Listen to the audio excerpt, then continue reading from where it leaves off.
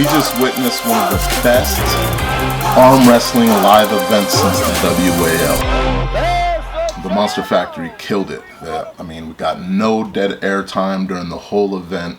The dead air time was filled with promotions, commercials. Some of were pretty corny. Watching Michael Todd comb his beard got a little weird, but entertaining. A lot better than just sitting there and watching dead air time.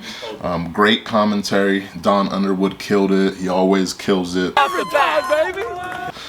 Funny, real, great perspective on every match. Rebecca did a great job as well. The promotion of the sponsors was really impressive. This is what we're going to need more of going forward for events. I'm seeing all these live super matches, pay-per-views being done all around the world, and we're not seeing any promotion for the people or the businesses that are actually helping make these events happen.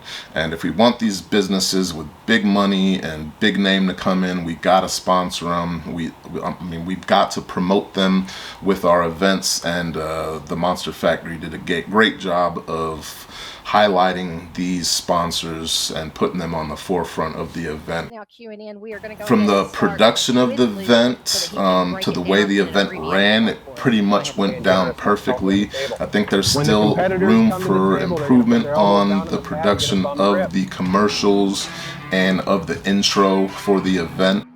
First thing I'd like to talk about is the refereeing. First, I want to start by saying that Luke Polsher did a great job taking control of the matches, the calls that he made. Overall, I feel like he did a great job. The only critique that I have on his performance was the foul calling in the ref script.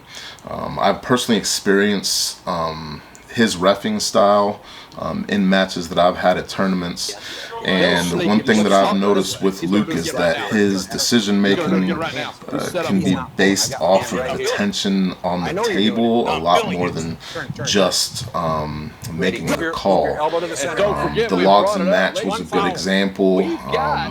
Logsdon, Bill was obviously unhappy with the setup.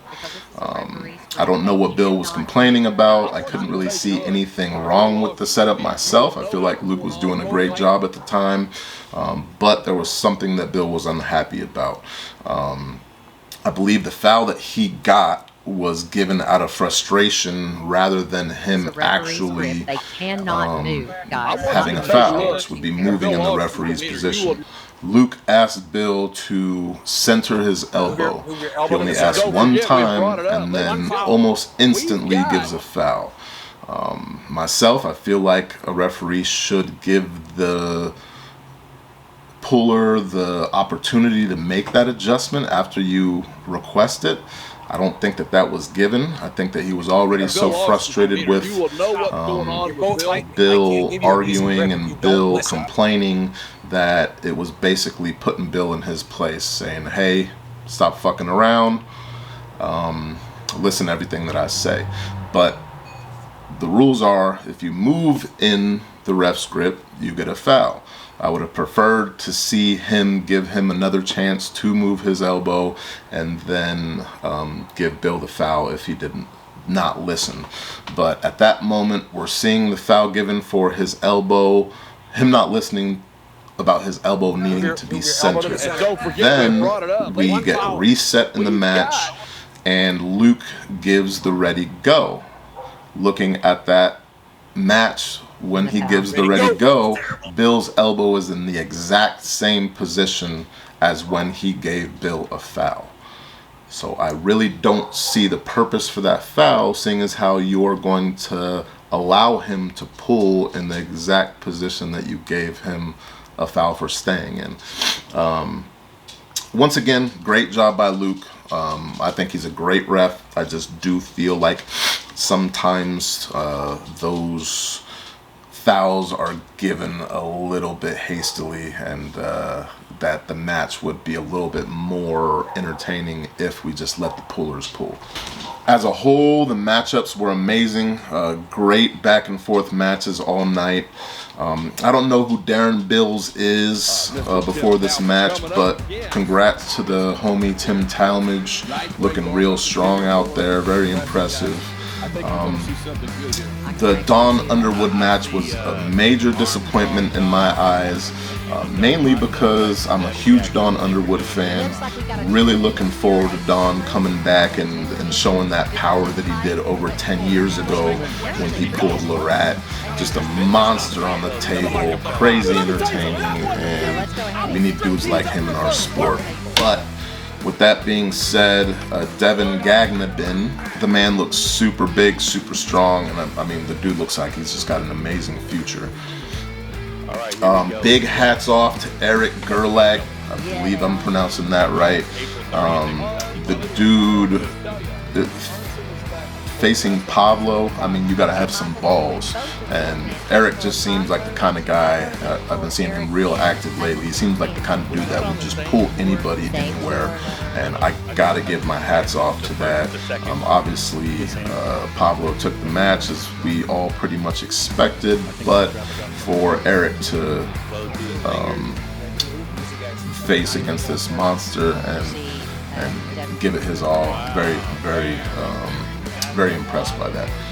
Dustin Hyatt looked amazing, one of the most impressive young pullers that I've seen. Very strong match against Cody, who's a solid puller. Can't wait to see what's next for this kid. I keep seeing him pull tournaments all across the country and getting wins that I didn't expect from him, so definitely keep an eye out for this kid. Bob Brown, once again showing why he is the Einstein of arm wrestling. This dude's just so experienced, and it's such a privilege to watch him pull on the table. I was really looking forward to this match, but I do gotta be honest, I had it 3-0 Bill. I'm not gonna make that mistake again with predictions with Bob. The dude is just amazing. I mean, even when Bill had everything that he needed, what it looked like to me, everything he needed to get the match, Bob Brown still showed a way to pull out of his hand, get that back pressure, and bust Bill's hand open. And man, so impressive against Bill, who's just a beast. Paul fucking Talbot, wow. Dude, like 190-pound man, you know, one of the top pullers in the country for obvious reasons, but he goes up against a massive beast in Pablo. I don't think any of us expected Paul to pull out a win, or even one pin in this match. I mean, for him to even get the one pin that he did was just ridiculous. I mean, Pablo, obviously an impressive puller. Paul is pound for pound one of the best in the country for a reason, and I would love to see, please, somebody out there set up Frez versus Paul ASAP. We need to see that match. Amazing performance by Craig Tullier. I was expecting a very close match, especially with the way that Roger treated Brandon in their super match. Yeah, motherfuckers! Oh, you're not a believer! Shut your big titty mouth, that was motherfucker! Crazy impressive, and I, to be honest with you, was slightly favoring Roger with the height in his frame. I just really thought that Roger was going to be just as impressive as he was in that Brandon match. But, I mean, we're talking Craig Tullier, the experience this man has, the power that he has. I mean, he showed that he's just on another level compared to these some of these up-and-coming strong pullers that we're seeing. Paul Lynn, once again looking impressive, going up against a strong heavyweight BJ Fakakis, who's just a beast on the table. A very, very impressive match. Almost one of the matches of the night with it going back and forth. I honestly thought Paul was pulling it out after those first couple matches, but BJ found a way, and man, just very impressive by Paul, and crazy fun match to watch. Great match between the Todds. So many different angles and elements of the game implemented in this matchup. I mean, Todd Hutchin once again showing why he's pound for pound one of the GOATs. This dude is just a freak. Every time we see him on the table, he's going up against a dude damn near twice his size and just looking stupid impressive. This is one of the most technical and diverse matches that I've seen out of Michael Todd. Can't wait to see who's next for both of these dudes. On to the GOAT match. Once again, the GOAT doing GOAT things. We put him against Chance Shaw, he won. We put him against Paul Lynn, took the W. We put him against Dimitri, he took that match. We put him against Pablo, we put him against Engine. He took them all. Now we put him up against one of the biggest and strongest heavyweights in North America in Corey West. John does what we expect. He battles through adversity and powers through Corey's hook, taking the super match 3-2 and hands down the match of the night. Corey looked great in the match and is definitely improving. Cannot wait to see what is next from both of these athletes. Corey's got a bright future ahead of himself, and obviously we're all on the edge of our seat to see who's next up for John. John's got a matchup coming up, the East versus West, that I think is going to be a tune-up match for him. The GOAT's not done.